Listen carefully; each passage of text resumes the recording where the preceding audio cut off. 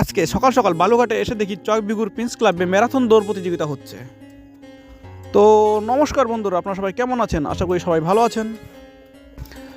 আজকে চকবিগুর প্রিন্স ক্লাবে এসে দেখি প্রচুর ভিড়। কয়েকজনের কাছে জিজ্ঞাসা করে শুনি আজকে ম্যারাথন দৌড় প্রতিযোগিতা হচ্ছে পুরো বালুঘাট জুড়ে। ভেবে দেখেছেন বন্ধুরা, পুরো বালুঘাট জুড়ে ম্যারাথন প্রতিযোগিতা হচ্ছে।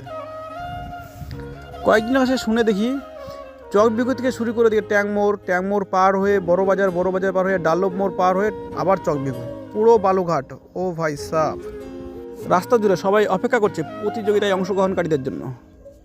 কে সবার আগে ঢুকবে, কে সবার আগে এই ম্যারাথন দৌড় প্রতিযোগিতা শেষ করবে, এটা জানার জন্য অনেকক্ষণ অপেক্ষা করার পর অবশেষে তাদের দেখা পাওয়া গেল।